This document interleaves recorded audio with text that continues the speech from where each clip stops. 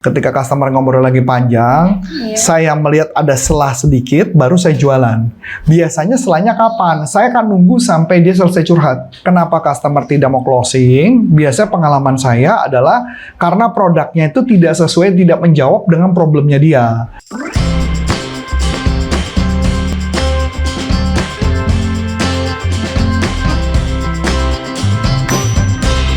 Coach, aku mau curhat nih, Coach. Curhat apa? Nah, kan sering nih ya, Coach, ya, sales udah canvassing nih, Coach, udah melakukan pendekatan gitu. Dari bahasanya, dari pembicaraannya sih oke-oke aja nih, Coach. Kayaknya si customer sama si sales ini tuh nyerempet-nyerempet buat closing nih, Coach. Tapi ending-endingnya si customer ini tuh melibatkan masalah pribadi nih, Coach. Entah itu dia cerita masalah keluarganya, finansialnya. Nah, itu kan kita sebagai sales itu bingung kadang ya, Coach, ya. Ini gue mau jualan tapi si customernya cerita terus, gimana closingnya gitu, Coach. Nah, kita sebagai sales tuh gimana, Coach, cara untuk menanggapi customer yang seperti itu gitu. Oke. Kalau saya balik lagi, ketika jualan kenapa nggak closing? Ya ada beberapa hal. Jadi kalau pertanyaannya seperti itu, saya akan jawabnya kayak gini. Jadi pada saat lagi ngobrol, ketika customer ngobrol lagi panjang, saya melihat ada selah sedikit, baru saya jualan. Biasanya selahnya kapan? Saya akan nunggu sampai dia selesai curhat. Tapi kalau misalkan curhat terus mikut sendiri, nggak mungkin curhat sampai malam kan? Oh, enggak. Nah, makanya Mbak Susa pasti ada akhirnya. Ketika dia curhat itu sudah selesai, saya akan balik lagi. Sorry nih, gue mau balik lagi nih. Nah, itu pada saat itulah saya akan closing-an. Itu yang pertama, kalau mau kayak gitu. Yang kedua adalah berkaitan dengan kalau ketika kita mencari informasi kepada customer, kenapa customer tidak mau closing? Biasanya pengalaman saya adalah karena produknya itu tidak sesuai, tidak menjawab dengan problemnya dia. Tugas saya adalah mencari tahu barang tersebut itu problemnya apa.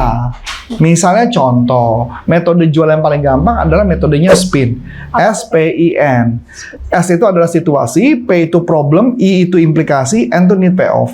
Situasi berarti kita ngajak ngobrol kepada dia, apa situasi-situasi yang terjadi di lapangan. Misalkan toko udah berapa lama, selama ini siapa yang jaga toko, dan sebagainya. Kemudian saya cari adalah problem.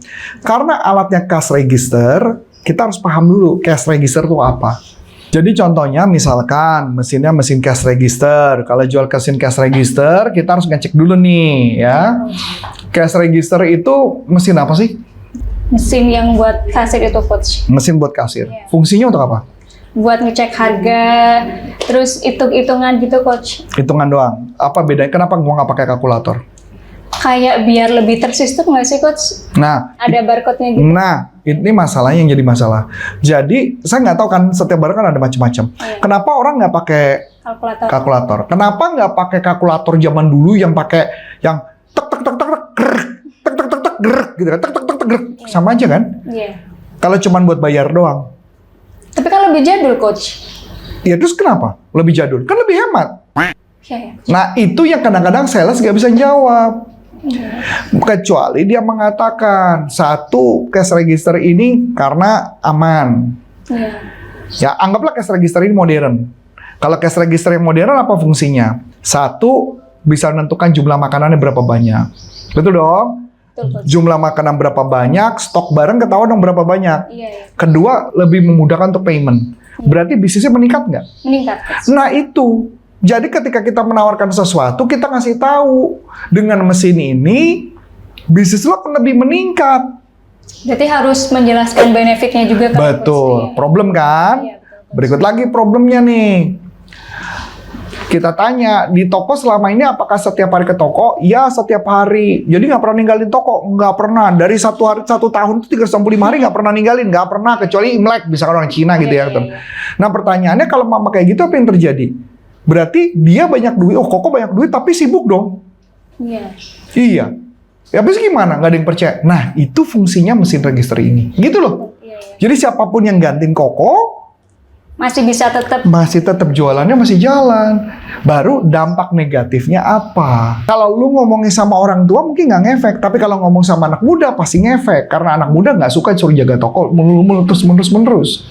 Dampak negatifnya apa kalau problem itu nggak berubah, dan dampak positifnya apa kalau problem itu berubah. Nah, itulah SPIN. Jadi implikasi dan di pay off. Nah pada saat kita jualan, kita nggak bisa cuma nawarin, oh lu jadul, so what gitu loh. Memang kenapa? Kalau jadul, yang penting bisa menghasilkan uang, gua punya toko, terus ngapain gua pakai mesin cash register? Emang gunanya apa buat saya? Kan biar makin cepet gitu coach. So what gitu loh, cepet gak ada gunanya buat saya.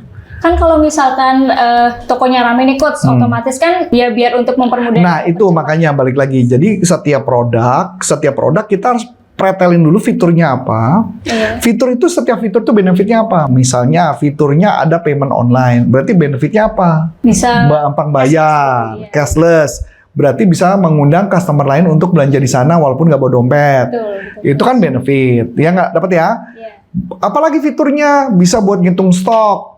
Iya. Ya enggak, berarti benefitnya adalah jadi tahu stoknya berapa banyak. Dan Jadi mempermudah kalau juga ya, Coach, mempermudah kalau sampai ada kebocoran. Iya. Nah, jadi maksud saya setiap produk tuh ada benefitnya. Kita nggak bisa jual. Kenapa mesti ganti? Karena modern aja, so what gitu loh. Itu nggak menjawab pertanyaan. Jadi ketika siap jualan harus tahu fitur benefitnya apa, fitur apa benefitnya.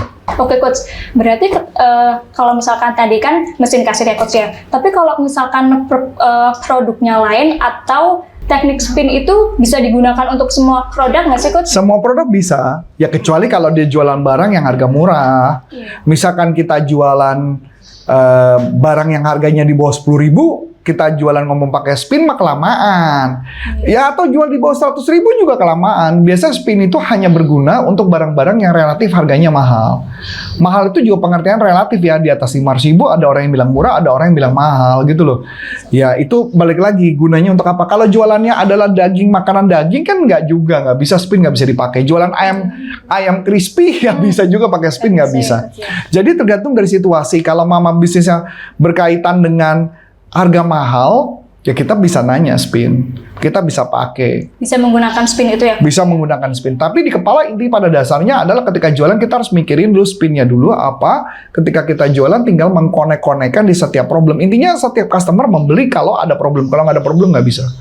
Jadi tugas kita mencari problem. Bukan problemnya dia bilang, dia nggak punya problem sih coach, atau saya udah jelasin benefit yang nggak gitu. Lo harus mungkin problemnya yang sesuai dengan problemnya si barang itu yang bisa dijawab. Jangan bilang gini, oh ya saya punya problem keluarga yang nggak ada hubungan sama mesin cash register, itu datang ke psikolog gitu kan, beda kan.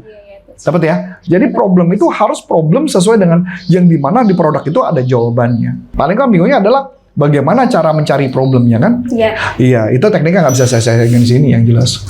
Berarti intinya itu kita sebagai sales ya yang pertama harus menggali kebutuhan dulu ya coach. Menggali kebutuhan. Si customer itu butuhnya apa sih gitu, baru kita tawarkan produk kita sebagai solusi gitu ya coach ya. Oke coach, mungkin curhat-curhat sales kali ini cukup sampai di sini dulu ya coach ya. Kita bisa curhat-curhat di pertemuan berikutnya gitu. Siap. Oke coach, aku mau bagi-bagi ebook gratis nih coach. Oh iya? Ebook apa yang mau dibagi? Mana aku mau bagi-bagi ebook gratis nih, ebooknya 3 formula atasi keberatan. Nah caranya gimana? Teman-teman semua bisa langsung klik link di description box atau kalian juga bisa temuin di kolom komentar pertama dengan cara mengisi nama, nomor telepon, dan juga email. Nah, nanti kita akan kirimkan ebook itu melalui email ya. Nah, kalau misalkan teman-teman semuanya pengen mengikuti pelatihan di Corpora Consulting, kalian juga bisa mengunjungi di website kami di www.corporaconsulting.com. Akhir kata, saya Vika. Dan saya Coach Antoni Syarif. Sampai jumpa. Salam performance.